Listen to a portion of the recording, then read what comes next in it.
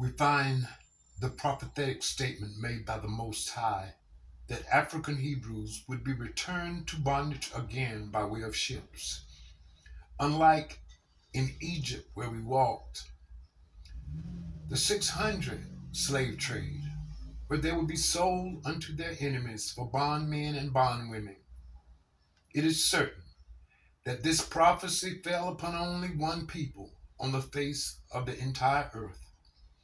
The people of what we call Africa, the name given by the Roman general Publius Cornelius Scipio Africanus during the Punic Wars of 236 to 183 BC, best known for defeating Hannibal at the Battle of Zama, the victors of the greatest, most cruel, vicious, and horrifying slave trade in the annals of history.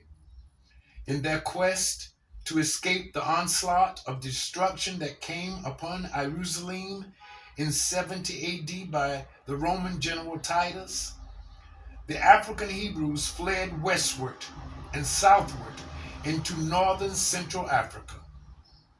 The invasion of Jerusalem and the conquest of this region caused the final dispersion of the remnants of the black Northeast African tribe people.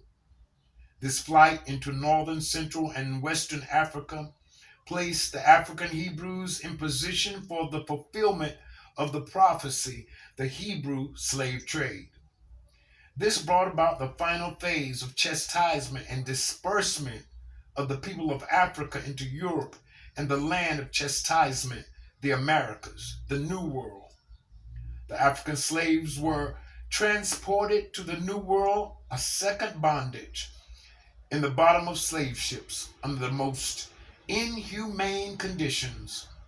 These people were stretched out face to face in two lines. In the space between their feet were others lying on their backs. The ships were packed to the brim.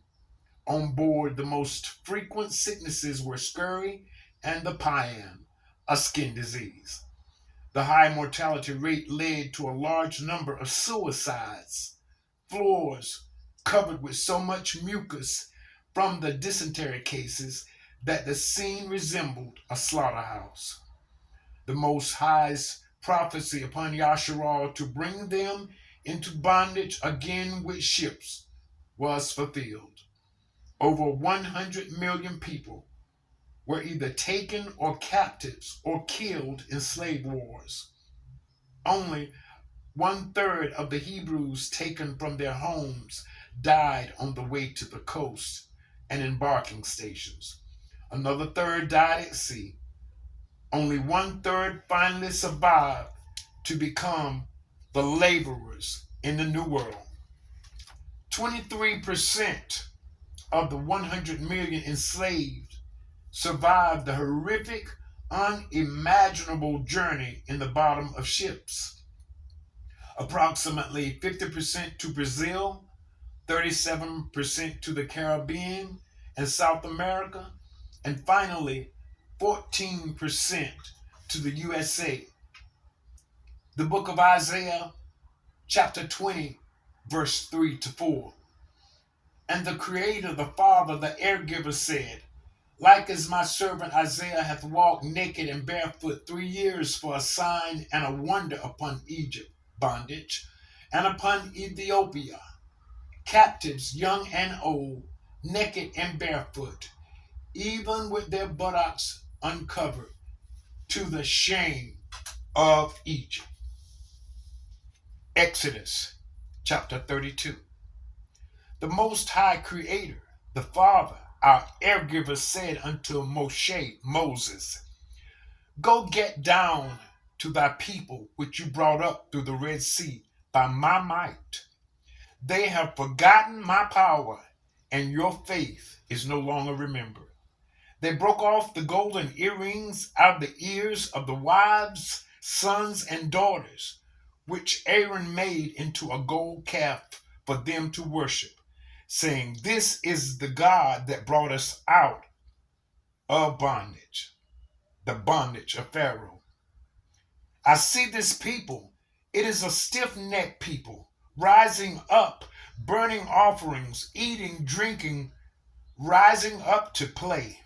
3,000 made naked to their shame, slayed by the house of Levi. Deuteronomy, the 28th chapter, verse 15. If this people won't hear the voice of their Creator, Father, their air giver, to do all the commandments, all the curses shall come upon thee. Verse 25, the Creator, the Father, shall remove them into all the kingdoms of the world. The Most High shall strike with a firm blow before their enemies, removing them into all the kingdoms of the earth. Struck with madness, blindness, astonishment, stunned, stupefied, insensible, groggy, flabbergasted. Verse 32, thy sons and daughters shall be given to another people. 33, the fruit of the land of all thy labors shall be given to a nation that thou knowest not, leaving thee only oppressed and crushed always. 36, thou shalt serve the gods of the nations who rule over thee. 44, he shall lend to thee, not thee lending to him. Verse 47, because these people, the ancient Hebrews, served not their Creator, Father, air giver, with joy, gladness of heart, for the abundance of all things, thou shalt serve thy enemies who were hungry, thirsty, in want of all things, as yours was. He shall put a yoke of iron upon thy neck until thou be destroyed. Verse 34, our Father have created this people to be worshipers, not servants. Jeremiah chapter 34, verse 9. Let every man and woman being a Hebrew go free. But instead, we, the Hebrews, held their brothers and sisters in enslavement, causing their Creator, our Father, to allow them to be removed into all the kingdoms of the earth. Jeremiah 31. The Creator, Father, air giver said, I will make a new covenant with the house of Yasharal. I will put my law in their inward parts, writing it in their hearts. I will be their Father, their Creator. They will be my people. They shall all know me, from the least to the greatest. I will forgive their iniquity, their violation. I will remember their sin no more. Jeremiah 30, verse 17. Alas, Yasharal, the day is great, the time of Yehuda, Jacob's trouble. But I, your Father, will save you out of it. Verse 30, I will save thee from afar, and thy seed from the land of their captivity. Jacob shall be in rest and be quiet, and none shall make him afraid. Jeremiah 30, verse 10. He that scattered Yasharal will gather him and keep him as a shepherd does his flock. Ezekiel 36, verse 19. I scattered them among the heathen where they went, and they profaned, disrespected my holy name. Verse 21. But I, the Creator, the Father, the air giver, had pity for my holy name, which the house of Yasharal had profaned among the heathen, disrespected me, wherever they went. Say unto the house of Yasharal, the Creator, your Father, I do not this for your sake, O house of Yasharal, lost sheep of the 12 tribes, but for my holy name's sake, which ye have disrespected among the heathen where ye went. I will sprinkle clean water upon you, and you shall be clean from all your filthiness, and all your idols will I cleanse you. A new heart will I give you, a new spirit will I give unto you, taking away the stony heart, giving you a heart of flesh, putting my spirit in you, causing you to walk in my statutes, and you shall keep my judgments and do them. Not for your sakes do I do this. Be it known to you, and be ashamed and confounded for your ways, O house of Yasharal. Ezekiel 39. I will set my glory among the heathen, and they shall see my judgment that I, the Creator, have executed, so that the house of Yasharal shall know that I am the Creator, their Father, their heir giver, from that day forward, when I have set my glory among the heathen.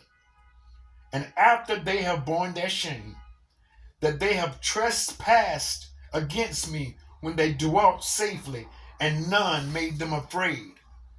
When I have brought them again from the people, gathering them out of their enemies' land, and I am set apart in them in the sight of many nations, then shall they know that I am their Father, their heir giver, which caused them to be led into captivity among the heathen. But I, their Father, have gathered them into their own land, and have left none of them any more there. Neither will I hide my face from them, for I have poured out my spirit upon the house of Yasharal, says our Creator, our Father. All praise, all reverence, all adoration belongs to our Creator, our Father, our heir giver. And we say, Our Father, which art in heaven, hallowed be thy name. Thy kingdom come, thy will be done on earth as it is in heaven. Give us this day our daily bread, and forgive us our debts as we forgive our debtors. And lead us not into temptation, but deliver us from all evil. For thine is the kingdom, all the power, all the glory, forever and ever. We say, Hallelujah, Hallelujah, Hallelujah.